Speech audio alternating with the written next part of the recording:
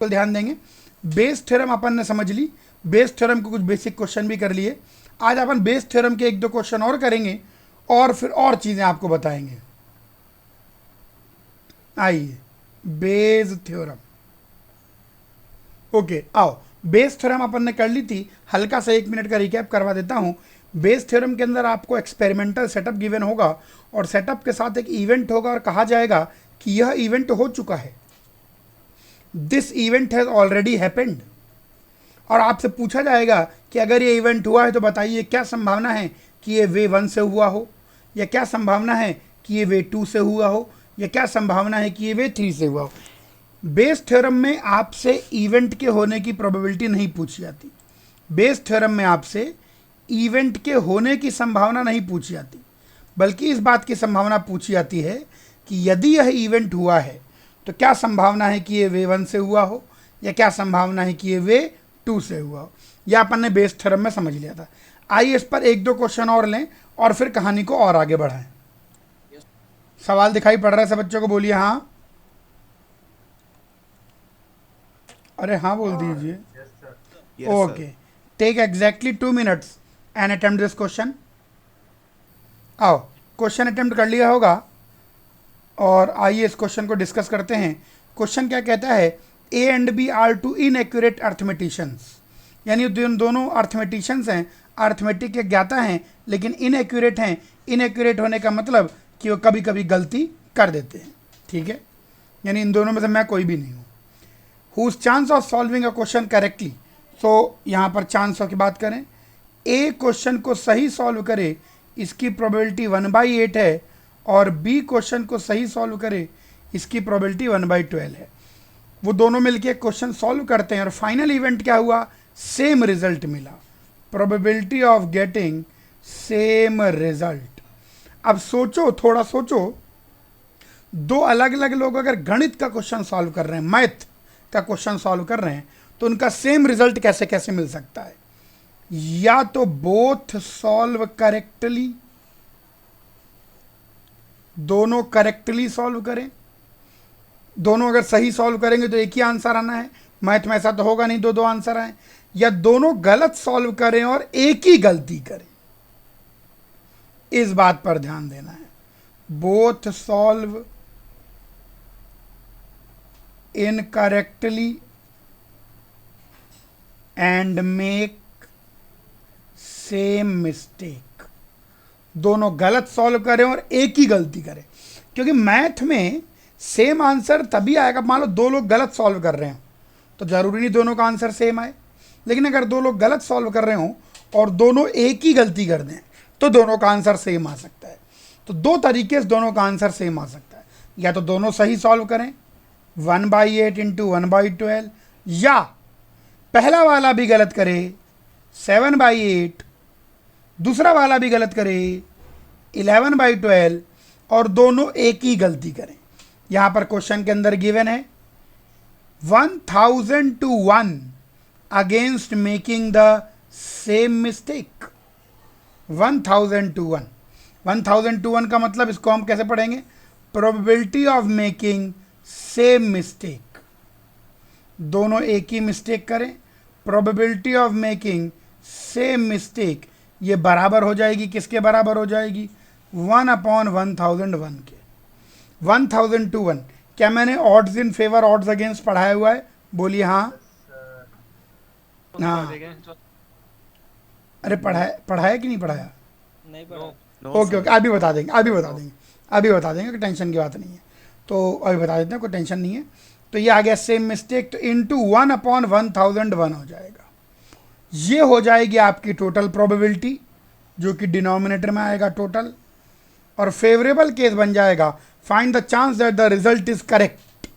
Result correct कब होगा? जब दोनों सही किया हो। तो ये बन जाएगा फेवरेबल अपॉन टोटल। ये हो गया क्वेश्चन का आंसर। पहले मुझे बताइए, क्या पूरा सवाल समझ में आया? सर 1000 to 1 का समझ नहीं। यस, बिल्कुल बिल्कुल, वो नहीं समझ में आना चाहिए क्योंकि मैंने पढ़ाया नहीं है। रुकिए मैं बताता हूँ, 1 सेकंड, सब बच्चे यहीं रुकें, कहीं कोई ना जाए, वैसे भी नहीं जाना है आपको। 1 मिनट रुक जाओ, 1 मिनट रुक जाओ, 1 सेकंड रुको। प्रोबेबिलिटी कैसे निकाले? एक मिनट रुको, एक मिनट रुको, एक सेकंड रुके, 7/8 इंटू 11/12 कितना? एक मिनट रुक जाओ, मैं आ रहा हूँ, एक मिनट रुके। पहले मैं आपको ऑड्स इन फेवर और ऑड्स अगेंस्ट थोड़ा सा बता देता हूँ, जिससे आपको 1/1001 समझ में आ जाए, फिर मैं आपके बाकी सवालों पर आ रहा हूँ। सबसे पहले एक चीज़ होती है, जैसे एक्सपेरिमेंट है, बोर्ड पर देखेंगे, बोर्ड पर देखेंगे, मान लीजिए experiment has total M outcomes, इसके टोटल एम आउटकम्स हैं, एंड आउट ऑफ दीज, ध्यान से देखते रहें, and out of these M outcomes exactly n outcomes favor the happening of event E। तो हम लोग ऑलरेडी जानते हैं, तो पुरानी बात लिख रहा हूं, probability of happening of E हो जाएगा फेवरेबल अपॉन टोटल। बोलो हाँ। Yes sir. हाँ, इसी चीज को ऐसे भी कहते हैं odds in favour of E. Odds in favour of E का मतलब होता है फेवरेबल अपॉन नॉन फेवरेबल। तो अगर odds in favour of E बोला जाएगा तो N upon M minus N बोला जाएगा। इसी बात को कभी कभी ऐसे भी लिख दिया जाता है ऑड्स अगेंस्ट ई। तो ये हो जाता है नॉन फेवरेबल अपॉन फेवरेबल, यानी m minus N upon M. इस चीज को ऊपर नीचे m से डिवाइड कर दीजिए तो ये ऐसा दिखेगा, इसको भी ऊपर नीचे m से डिवाइड कर दीजिए तो ये ऐसा दिखेगा, यानी इस चीज को नीचे मैंने गलत लिख दिया है, यहां n आना चाहिए। तो ये कुछ कुछ ऐसा दिखेगा, होने की प्रोबेबिलिटी अपॉन ना होने की प्रोबेबिलिटी, और ये दिखाई पड़ेगा ना होने की प्रोबेबिलिटी अपॉन होने की प्रोबेबिलिटी। लेकिन जो काम की चीज समझनी है वो ये है, ऑड्स इन फेवर या ऑड्स अगेंस्ट। जब भी कोई ऑड्स इन फेवर बोलता है यानी favourable outcome divided by not favourable outcome, और जब भी ऑड्स अगेंस्ट बोलता है तो not favourable outcome divide by favourable outcome. पहले मुझे बताइए, क्या ये छोटी सी बोलने का तरीका समझ में आया आपको? ओके, अब हम अपने सवाल पर आ जाते हैं। अब इस सवाल के अंदर यहां लिखा गया है इफ इट इज, आइए हाईलाइट कर दूं मैं हाईलाइटर से, if it is 1000 to 1 against, तो यानी नॉन फेवरेबल आउटकम कौन कौन से हो गए? अब अगेंस्ट की दी गई है तो ये वाले जो हैं, आइए बल्कि नीले पेन से लिख दें, तो ये वाले नॉन फेवरेबल हो गए और ये 1 फेवरेबल हो गया। तो टोटल आउटकम कितने हो गए? 1001। जब भी हम ऑड्स अगेंस्ट बताते हैं या ऑड्स इन फेवर बताते हैं तो टोटल का जिक्र नहीं करते। ऑड्स इन फेवर का मतलब है फेवरेबल अपॉन नॉन फेवरेबल, और ऑड्स अगेंस्ट का मतलब है नॉन फेवरेबल अपॉन फेवरेबल। तो टोटल कितना हो जाएगा? फेवरेबल प्लस नॉन फेवरेबल, वो टोटल हो जाएगा। तो यहां पर शब्द का इस्तेमाल किया गया है if it is 1000 to 1 against, यानी 1000 अगेंस्ट की बात की जा रही है, ऑड्स अगेंस्ट बोल रहा है, तो पहले नॉन फेवरेबल बोलेगा फिर फेवरेबल बोलेगा। तो नॉन फेवरेबल हैं 1000, फेवरेबल है 1, यानी इस बात को प्रोबेबिलिटी में लिखना चाहें तो फेवरेबल अपॉन टोटल करना पड़ेगा। तो 1/1001, यानी अगर दोनों मिलके 1001 सवाल सॉल्व करते हैं, वो सही हो कि गलत हो, लेकिन उनका सेम मिस्टेक होने की प्रोबेबिलिटी 1/1001। पहले मुझे बताइए 1/1001 वाली बात समझ में आ गई आप लोगों को? ओके, अब एक बच्चे ने पूछा ये 7/8 और 11/12 कैसे हुआ, है ना? उस बच्चे को मैं जवाब दे दूं, देखो बेटे, सही सॉल्व करने की प्रोबेबिलिटी, पहला जो मैथमेटिशियन है मिस्टर ए, उसके सही सॉल्व करने की प्रोबेबिलिटी 1/8 है, तो वो क्वेश्चन को गलत करे इसकी प्रोबेबिलिटी कितनी? 7/8, 1 - 1/8। ऐसे ही दूसरा जो मैथमेटिशियन है उसके सवाल को सही सॉल्व करने की प्रोबेबिलिटी 1/12 है, तो गलत सॉल्व करने की प्रोबेबिलिटी 1 - 1/12, दैट इज 11/12। तो दोनों का सेम रिजल्ट आया, तो हमारा दिमाग सोच रहा है कि ऐसा कैसे होगा कि दोनों का सेम रिजल्ट आए।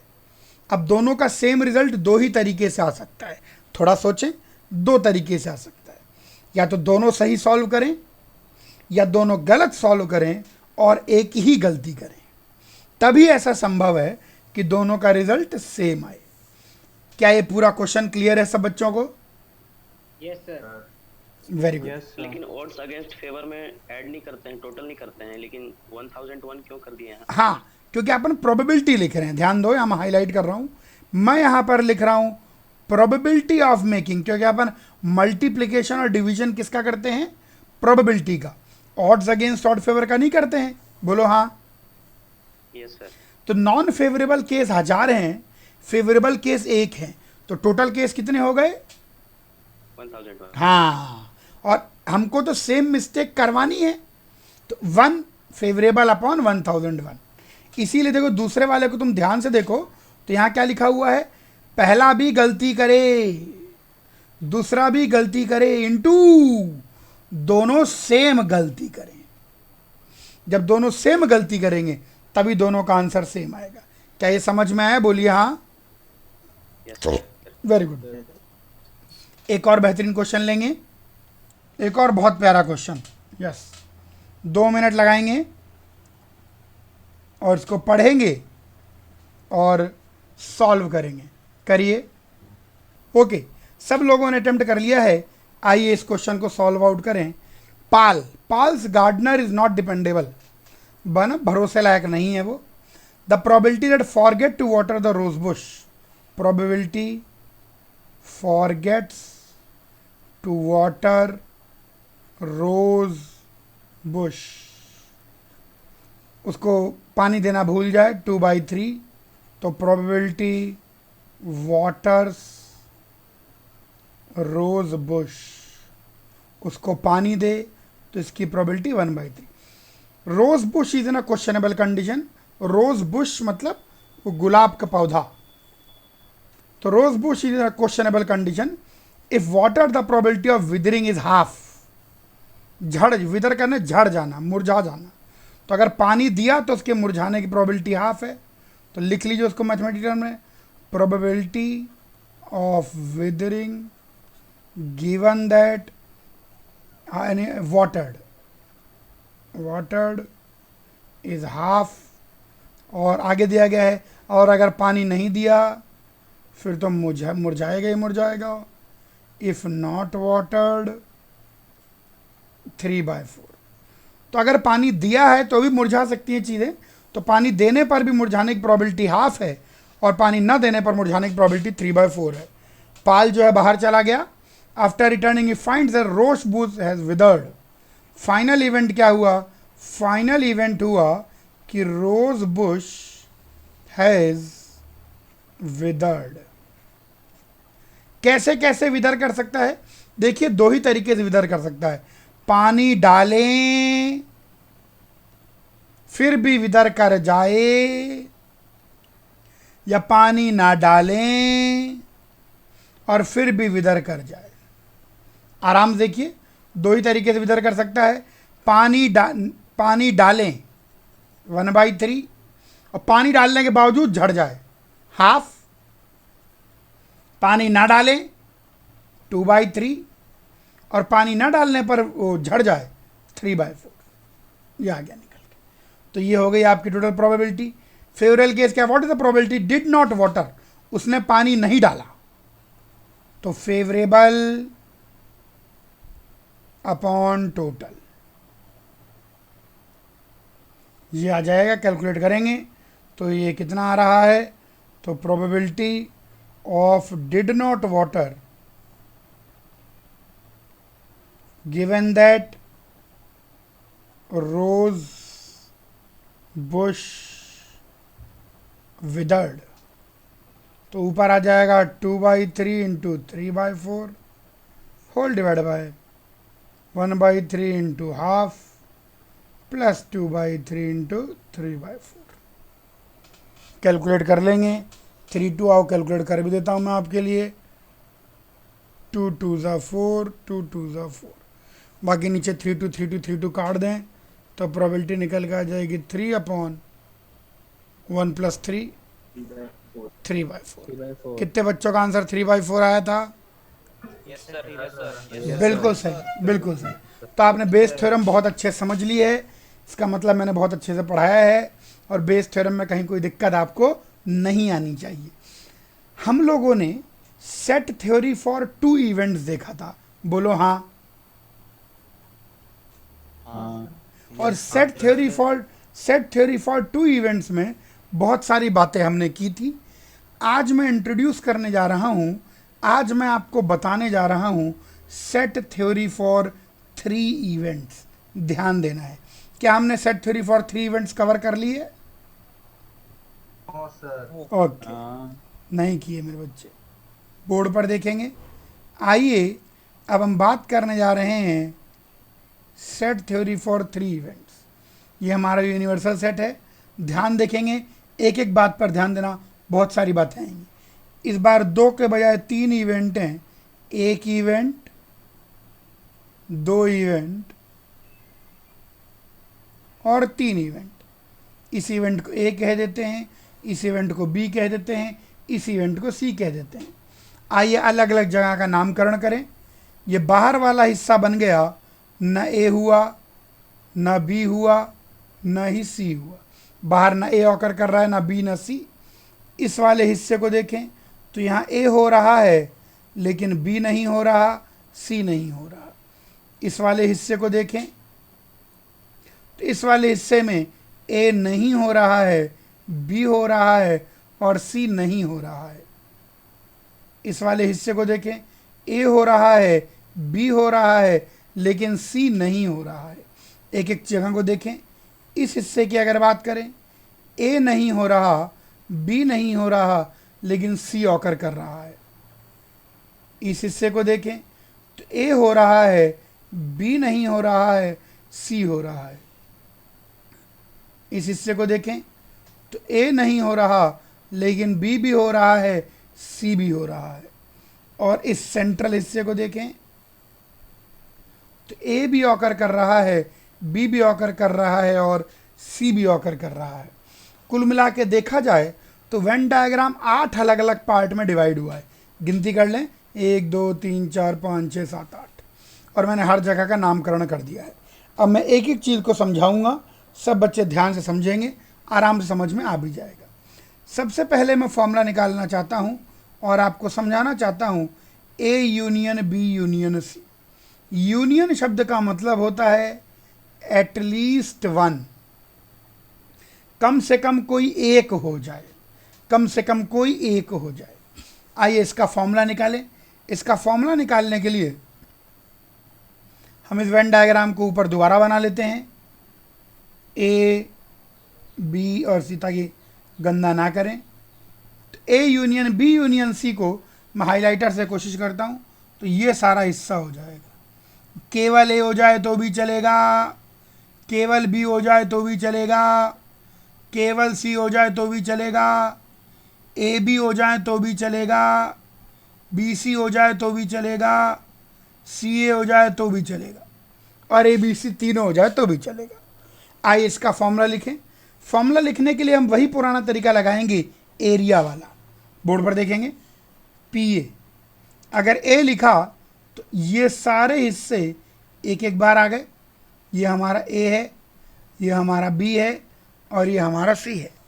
प्लस अगर PB किया तो ये एक बार आ गया, ये एक बार आ गया, लेकिन बीच के हिस्से 2 बार आ गए, लेकिन हमको हर एरिया एक बार चाहिए।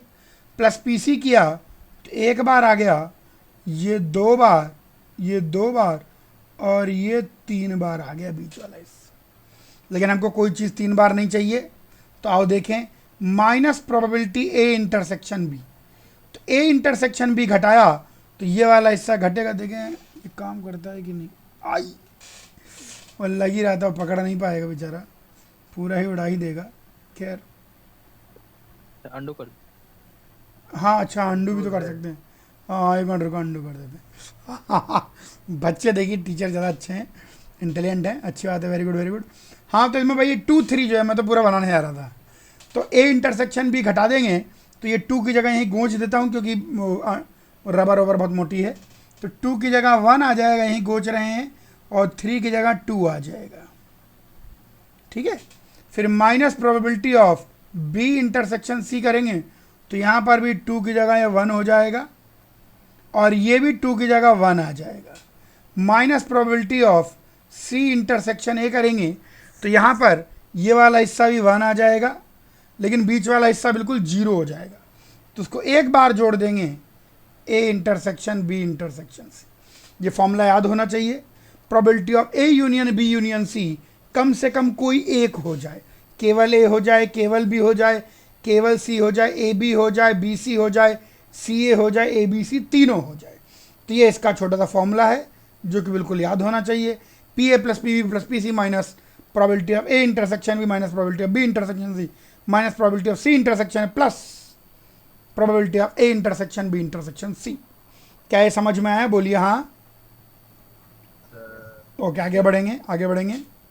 यहीं पर मैं दूसरा फॉर्मूला जो इंट्रोड्यूस करूँगा, काफ़ी सारे फॉर्मूले हैं, दूसरा फॉर्मूला जो मैं इंट्रोड्यूस करूँगा, तो सेकंड फॉर्मूला मैं इंट्रोड्यूस करूँगा प्रोबेबिलिटी ऑफ इवन।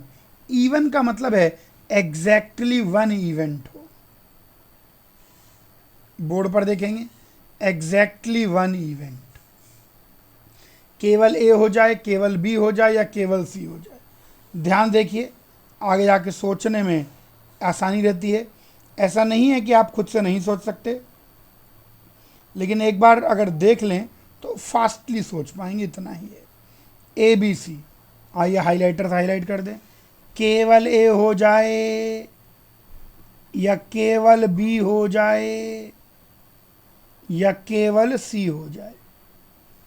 इस बार मैं 1 2 3 लिख के गंदगी नहीं मचाऊंगा, बल्कि आप समझते जाएंगे। नहीं, चलो गंदगी मचानी पड़ेगी, कोई बात नहीं। पी ए को जोड़ेंगे तो ये सारे हिस्से एक एक बार आ जाएंगे, रफ कॉपी में जोड़ें। प्लस पी बी को जोड़ेंगे, प्लस पी सी को जोड़ेंगे, -2 times probability A intersection B, -2 time probability B intersection C, -2 time probability C intersection है। तो ये तीनों तो गायब हो जाएंगे, लेकिन बीच में -3 आ जाएगा, तो +3 टाइम प्रोबेबिलिटी ऑफ, ये लीजिए यहाँ पर जैसे मैंने 1 1 1 लिख के गंदा किया था, तो आप करेंगे तो ये सब करने के बाद आपको मिलेगा कि ये तीनों एरिया केवल एक एक बार आते हैं। तो ये हो गया probability that exactly 1 event occurs either A और बी और सी। बोलिए हाँ। Yes sir. ओके, और आगे बढ़ेंगे। अभी तो शुरुआत में आसानी लग रहा है, बाद में धीरे रफ्तार पकड़ेगा। थर्ड, यहीं पर मैं पूछूं E2, E2 का मतलब है probability that exactly 2 events occur, exactly 2 event occur करें, एग्जैक्टली 2 इवेंट ऑकर करें। तो ठीक है भाई, एग्जैक्टली 2 इवेंट ऑकर करें, तो इसका मतलब अगर अपन देखें वेन डायग्राम, फिर से आप लोग समझाने के लिए, अगर हम ध्यान देखें तो एग्जैक्टली 2 इवेंट की बात करें, ए है, ये बी है और ये सी है, तो यहाँ पर ये आ जाएगा छोटा सा हिस्सा ऐसे। ये ड्राइंग तो खैर बचपन से ही थोड़ी ऐसी ही रही है, ये आ गया। अब हमको एग्जैक्टली 2 इवेंट चाहिए, तो हम शुरुआत करेंगे probability of A intersection B, 1 1 लिखते जाएं, plus probability of B intersection C, plus probability of C intersection है। ऐसा करेंगे तो ये तीनों हिस्से तो एक एक बार आ जाएंगे, लेकिन ये बीच वाला जो ए बी सी तीनों हो रहा है, ये 3 बार आ जाएगा। तो -3 time probability of A intersection B intersection. क्या समझ में आया? बोलिए हाँ। अरे हाँ बोल दीजिए। E3 का मतलब है प्रोबेबिलिटी एग्जैक्टली 3 इवेंट्स ऑकर। अब 3 ही इवेंट्स हैं और 3 के तीनों ऑकर करें, तो भैया A intersection B intersection C. इसको भी अगर आप वेन डायग्राम पर बताना चाहें तो कोई ऐसी विशेष बात नहीं है, लेकिन आपके नोट्स कंप्लीट रहें इसके लिए मैं यहाँ बता देता हूँ ABC और ये हाईलाइटेड ये बीच वाला एग्जैक्टली। यहाँ पर एक छोटी सी बात ऑटोमेटिकली समझ जाइए कि A union B union C ये बराबर हो जाएगा एग्जैक्टली 1 हो जाए या एग्जैक्टली 2 हो जाए या एग्जैक्टली 3 हो जाए, क्योंकि A union B union C का मतलब होता है एटलीस्ट वन इवेंट ऑकर करे, कम से कम कोई एक, केवल 1 हो जाए, केवल 2 हो जाए, केवल 3 हो जाए। अच्छा, आप अगर इनके फॉर्मूले को जोड़ें भी PE1 plus PE2 plus PE3, अगर इन तीनों के फॉर्मूले को जोड़ें तो आप देखेंगे कि A union B union C का फॉर्मूला आ जाता है। बोलिए हाँ। Very good. अब यहां से नई बात शुरू होगी, यहां तक तो खैर कोई विशेष बात नहीं थी। 6th इंपॉर्टेंट पॉइंट, अगर कोई बोले ABC आर इक्वली लाइकली, अगर किसी ने आपसे बोला कि ABC इक्वली लाइकली हैं, इन तीनों के होने की संभावना सेम है, तो इसका मतलब होगा PA is equal to PB is equal to PC, तीनों के होने की संभावना सेम है। अगर कोई आपसे बोल दे A, B, C are exhaustive, ये वही शब्द हैं जो set theory for two events में बात की थी।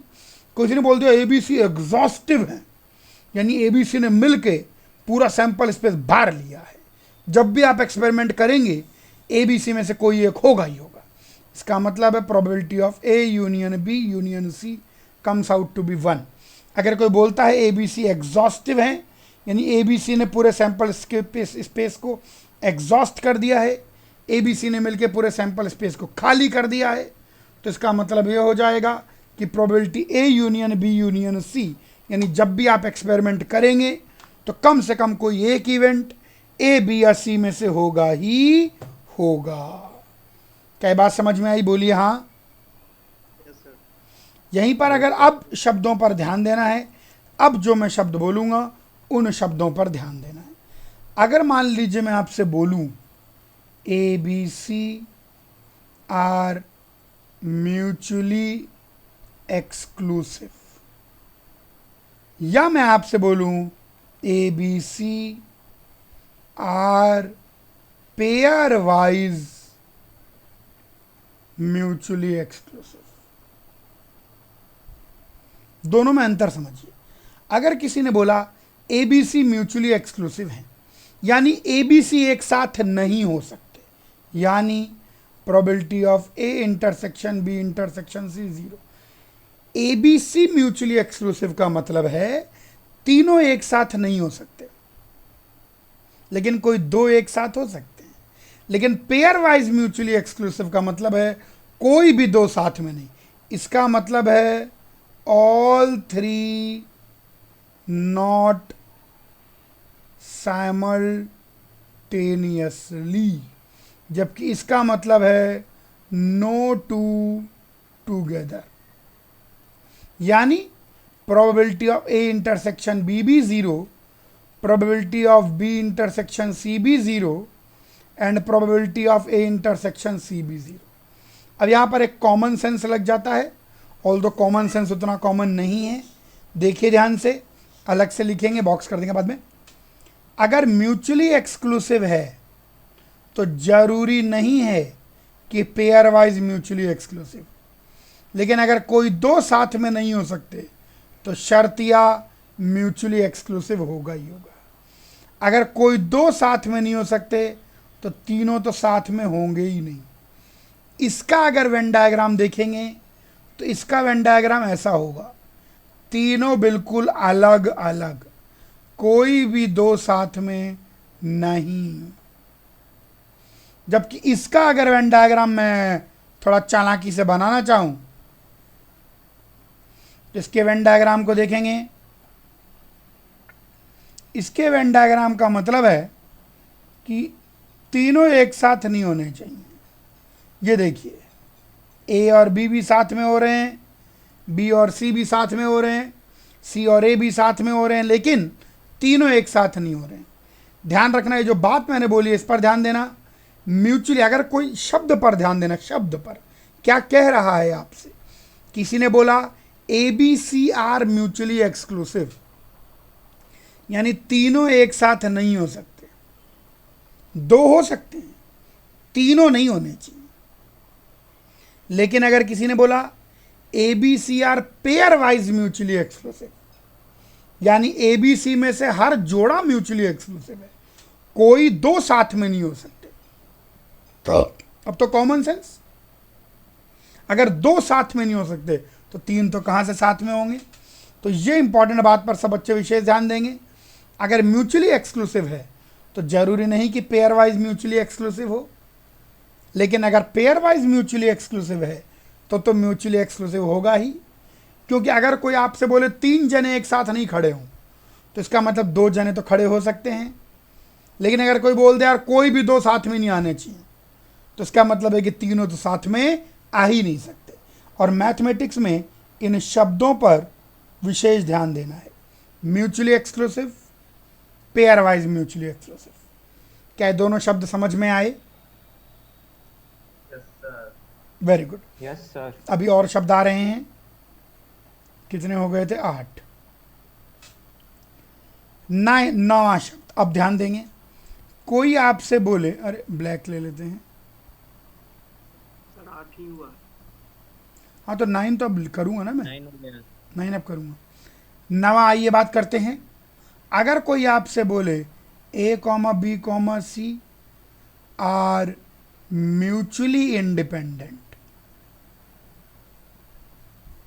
या कोई आपसे बोले A comma B comma C are pairwise independent, या कोई आपसे बोल दे A comma B comma C are independent.